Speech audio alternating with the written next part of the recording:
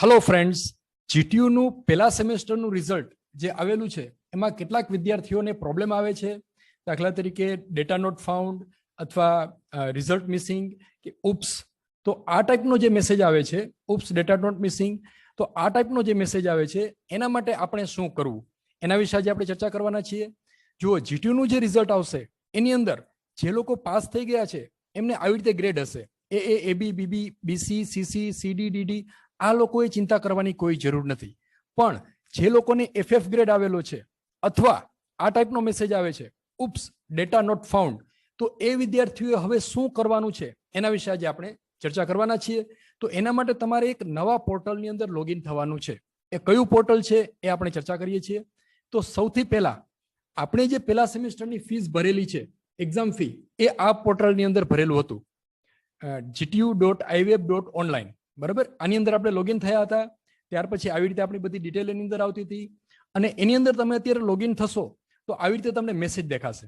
જો આ ગ્રીન કલરની લાઈનથી લખેલો છે, ગ્રીન ફોન્ટમાં, આવો મેસેજ તમારા પોર્ટલની અંદર દેખાતો હશે. આવું કયા વિદ્યાર્થીઓ કરવાનું છે?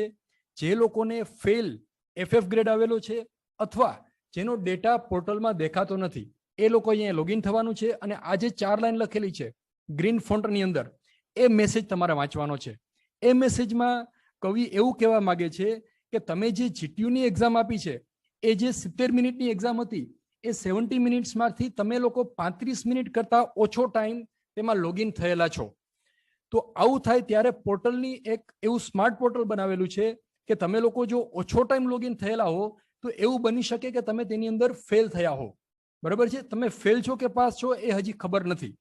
તો અહીંયા તમને જીટીયુ એવો ઓપ્શન આપે છે કે તમારે આ એક્ઝામ ફરી પાછી ઓનલાઈન આપવી છે કે ઓનલાઈનનું જે રિઝલ્ટ છે એ એઝ ઇટ ઇઝ રાખવું છે. તો અહીંયા આપણા મગજમાં એક ક્વેશ્ચન આવશે કે મને કેવી રીતે ખબર પડે કે મારું રિઝલ્ટ શું છે, ઓનલાઈન એક્ઝામની અંદર હું પાસ છું કે નહીં? તો મિત્રો, એના માટે અત્યારે તમારે એક સ્ટેપ કરવાનું છે, એ હું તમને સમજાવું છું. એ કયું સ્ટેપ છે? તો એના માટે જીટીયુ સ્ટુડન્ટ પોર્ટલ, આવું એક જીટીયુનું પોર્ટલ છે જે આપણે પહેલી વખત આજે લોગિન થવાના છીએ. એ તમને વેબસાઇટ યાદ ના રહે તો ગૂગલમાં સીધું આવી રીતે ટાઈપ કરો સ્ટુડન્ટ પોર્ટલ જીટીયુ, એટલે પહેલી વેબસાઇટ ખુલશે student.gtu.ac. હવે મિત્રો, આ સ્ટુડન્ટ પોર્ટલમાં લોગિન કેવી રીતે થવાનું છે એના વિશે આપણે જોઈશું. તો એના માટે www.student.gtu.ac.in આના ઉપર લોગિન થાવ એટલે આવી રીતે સ્ક્રીન આવશે.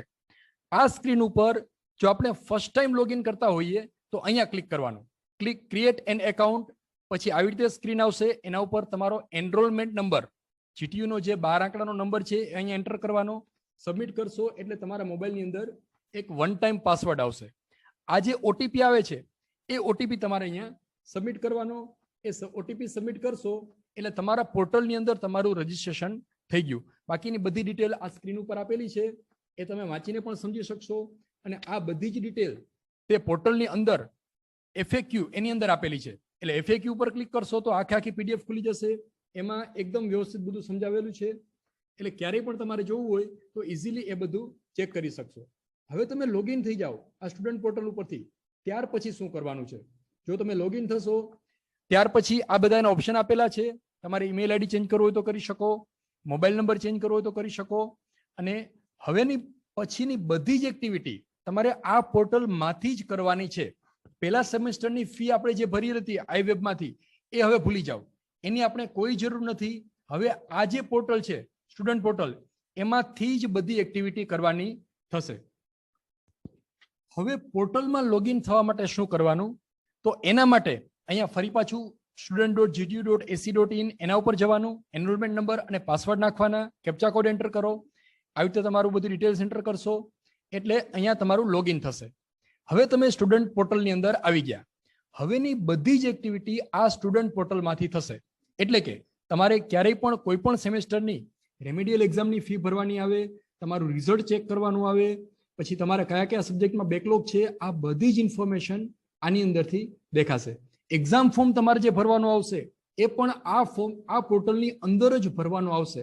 તમારે ક્યાંય કોલેજમાં જવાનું નથી કે કોઈ બેંકે જવાનું નથી. એના માટે જો તમે બધા ઓપ્શન આપેલા છે, certificate request, exam form, online exam, answer sheet view, recheck, reassessment, any history, તમારે પેપર રીચેક કરાવવું હોય તો પણ એથી થઈ શકશે.